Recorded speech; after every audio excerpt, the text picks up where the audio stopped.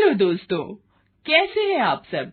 हमारी कहानियाँ देखने के लिए हमारे चैनल को सब्सक्राइब कीजिए और हाँ, बेल आइकॉन पर क्लिक करना मत भूलिएगा। ये कहानी है सुनीता की।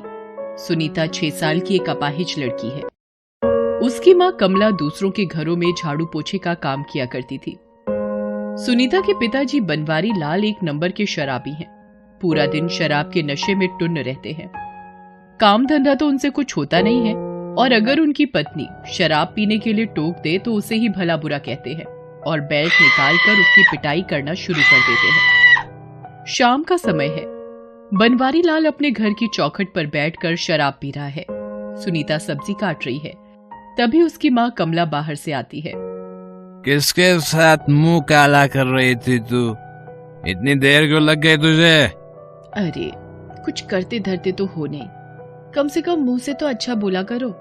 सुनीता की बात सुनकर बनवारी लाल गुस्से में उसे एक थप्पड़ खींचकर मारता है। सच बोला तो मिर्ची लग गई तुम्हें? पूरा दिन नशे में रहते हो, कुछ पता चलता है कि किससे बोल रहे हो, क्या बोल रहे हो? नशे में रहता हूँ, हर रहता हूँ नशे में। तेरे बाप का क्या जाता है इसमें है? देखो, बाप का नाम मत लो। लूंगा। बोल क्या करेगी? बोल। देख रहा हूँ बहुत जबान चल रही है तेरी। जबान खींचने में मुझे 1 सेकंड नहीं लगेगा, 1 सेकंड। और तुम्हें आता क्या है? फिर बोला तूने? आज तो तेरे पगार का दिन था ना। चल चल सारे पैसे निकाल, चल पैसे। नहीं दूंगी पैसे। अब तो 1 फूटी कौड़ी नहीं दूंगी तेरी शराब के लिए। लोग सही कहते हैं, सही कहते हैं लोग। लातों के भूत जो है वो बातों से नहीं मानते हैं। ये कहकर बनवारी लाल फिर से कमला की पिटाई करने लगता है। सुनीता अपनी माँ को बचाने के लिए आती है, लेकिन बनवारी लाल उस बेचारी पर भी दया नहीं करता और उसे जोर से धक्का मार देता है। उसके सिर से खून बहने लगता है। वो बेहोश हो जाती है। फिर वो कमला के सारे पैसे छीनकर बाहर निकल जाता है। कमला तुरंत जाकर 1 गिलास पानी लाती है और सुनीता के ऊपर छींटे मारती है। सुनीता, ए बेटी सुनीता, क्या हुआ बेटा? आंखें खोलो ना बेटा, बेटा आंखें खोलो ना। थोड़ी देर में सुनीता अपनी आंखें खोलती है। उसकी माँ उसे गले से लगा लेती है। तू क्यों बीच में आ गई? तुझे पता है ना, नशे में तेरे पापा जानवर हो जाते हैं, जानवर। तेरी पिटाई देखकर रोना आता है माँ।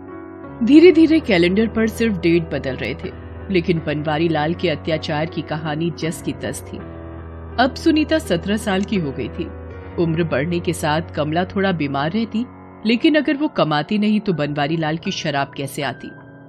एक दिन कमला बहुत बीमार थी, इसलिए वो काम पर नहीं जा रही थी। ये देखकर बनवारी लाल का पारा चढ़ गया। फिर से बीमार पड़ गई तू? महीने में 20 दिन बीमारी का बहाना करके लेटी रहेगी तो मेरी दारू कहाँ से आएगी? बहाना नहीं कर रही, सिर घूम रहा है, हाथ पैर कांप रहे हैं। तेरे इस सिर घूमने के चक्कर में तेरी तनख्वाह कमाती है। अब तनख्वाह कमाएगी तो दारू भी कमाएगी। कान खोल कर सुन ले, मैं सभी बातों में समझौता कर सकता हूँ, लेकिन दारू में नहीं। चल अब उठ जा और काम पे चल। तुम्हें बात समझ नहीं आती क्या? कह रही हूँ तबीयत खराब है, फिर भी बेमतलब जिद किए जा रहे हो। रुक, तेरा इलाज मैं करता हूँ। इसके बाद बनवारी लाल वहाँ पास रखे डंडे से उसकी पिटाई करना शुरू कर देता है।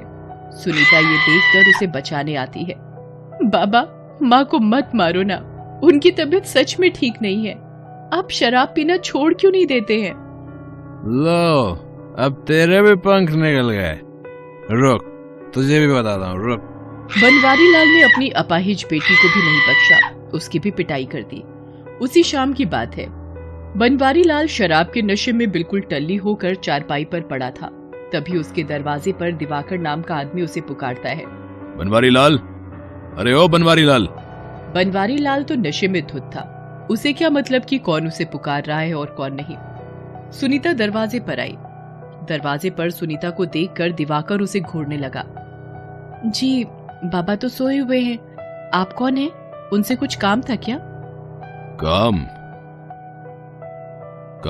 हाँ, काम था ना, बहुत जरूरी काम था।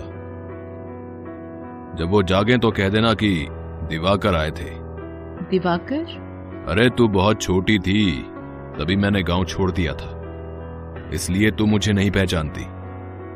मैं तेरे बाबा का दोस्त हूँ। दिवाकर बहुत ही बेशर्म किस्म का आदमी था। अपनी इसी बेशर्मी के कारण कई सालों पहले उसे गांव छोड़कर जाना पड़ा था। एक बार फिर से वो कुछ दिनों के लिए गांव लौटा था, क्योंकि उसके पिताजी की तबीयत खराब थी। दूसरी ओर सुनीता ने बनवारी लाल को दिवाकर के आने के बारे में बता दिया था, लेकिन वो शराब के नशे में सब भूल गया। एक सप्ताह बाद दिवाकर की नजर बनवारी लाल पर पड़ी। उस समय वो शराब पीने जा रहा था। और भाई बनवारी लाल, कहाँ चल दिए? कौन? अबे अब तू मुझे भूल गया? इतना बड़ा आदमी हो गया है तू। अरे दिवाकर, तुम कब आए? 1 सप्ताह हो गया। तेरे घर गया तो था। चल छोड़ ये सब, जा कहाँ रहा है? भाई अपनी तो मंजिल भी एक है, रास्ता भी एक। शराब पीने जा रहा हूँ। सुन, बहुत पी ली तुमने वो घटिया वाली शराब। चला, आज मैं तेरे को अंग्रेजी पिलाता हूँ, और मस्त चिकन फ्राई भी। चल। दिवाकर उसे शहर की एक बड़ी सी दुकान में ले गया। वहाँ उसे जी भर कर अंग्रेजी शराब पिलाई और चिकन भी खिलाया। वहाँ से लौटते वक्त, क्या मस्त शराब थी भाई, ऐसी शराब तो मैंने जिंदगी में कभी नहीं पी। ऐसा लग रहा है कि मैं उड़ रहा हूँ हवा में उड़ रहा हूँ ऐसे। एक बार जो अंग्रेजी पी ले, फिर तो इसी का होकर रह जाता है। अबे तूने पिलाई तो पी ली अंग्रेजी हमने भाई, पी ली बस। अब रोज रोज ये मिले भाई, ऐसा नसीब नहीं है भाई हमारा। अबे तेरा भाई है ना, तेरा नसीब बदल देगा। लेकिन तुझे मेरा कहना मानना पड़ेगा।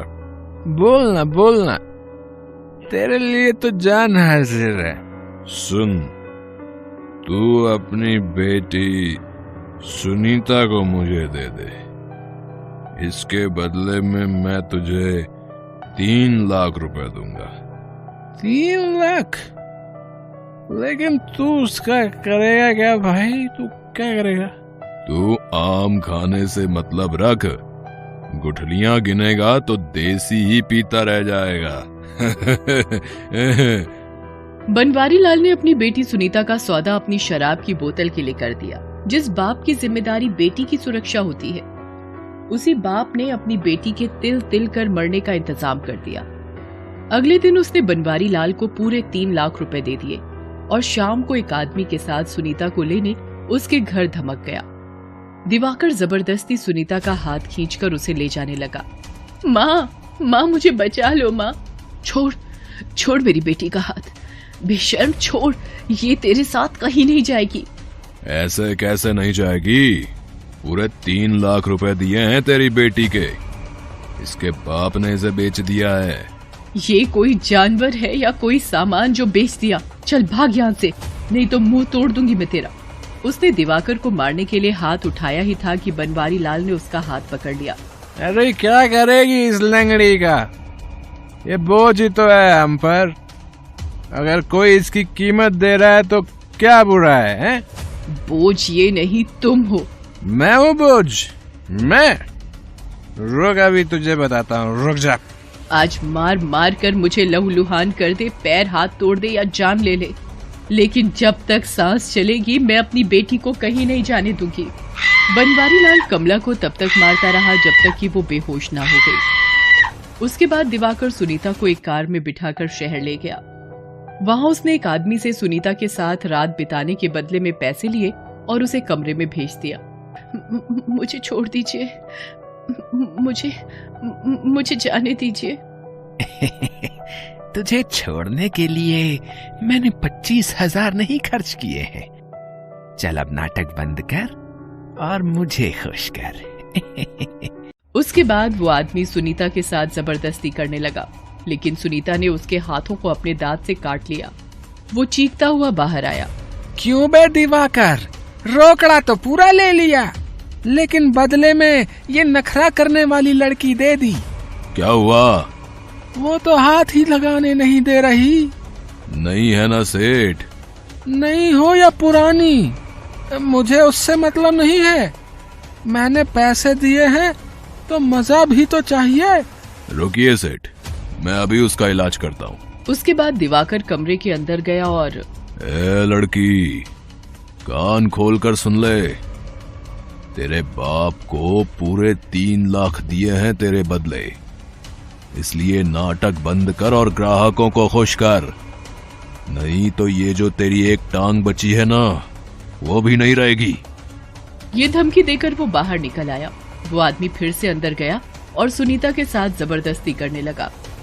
सुनीता चीखने लगी, लेकिन उसकी चीख का किसी पर कोई असर नहीं पड़ रहा था। तभी वहां पर पुलिस की गाड़ी का सायरन सुनाई देने लगा। दिवाकर चौकन्ना हो गया। वो खिड़की से छिपकर देख रहा था कि पुलिस आखिर आई कहां है। तभी कई सारे पुलिस वाले धड़ाधड़ करके उसके घर का दरवाजा तोड़कर घुस आए। एक पुलिस वाला सुनीता के कमरे में गया और उसे उस राक्षस के चंगुल से छुड़ाया। सुनीता ये सब देखकर आश्चर्यचकित रह गई। उसने बाहर देखा कि कई पुलिस वाले खड़े हैं और उनके साथ उसकी माँ भी है। वो लंगड़ाते हुए अपनी माँ के पास गई और उन्हें गले लगा लिया। माँ, मुझे यहाँ से ले चलो, ये लोग अच्छे नहीं हैं। अब तुम्हें किसी से डरने की जरूरत नहीं है। अब ये सभी जाएंगे सलाखों के पीछे। साहब, मुझे माफ कर दो साहब, मुझे माफ कर दो। औरतों को सामान समझकर बेचने खरीदने वालों के लिए कोई माफी नहीं है। बेटा, तेरे बाप को भी पुलिस ने गिरफ्तार कर लिया है। अब वो सारी जिंदगी चक्की पीसेगा। सुनीता अपनी माँ के साथ वापस घर लौट आई। उसके बाप और दिवाकर पर मुकदमा चला। अदालत ने उन्हें 12 साल जेल में रहने की सजा सुनाई। आज सुनीता अपनी माँ के साथ एक चाय की दुकान चलाती है, लेकिन हमेशा उसके दिमाग में ये बात आती है कि कब तक बेटियां यूं ही बाजार में सामान की तरह बिकती रहेंगी। हेलो दोस्तों, कैसे हैं आप सब? हमारी कहानियां देखने के लिए हमारे चैनल को सब्सक्राइब कीजिए और हाँ, बेल आइकॉन पर क्लिक करना मत भूलिएगा।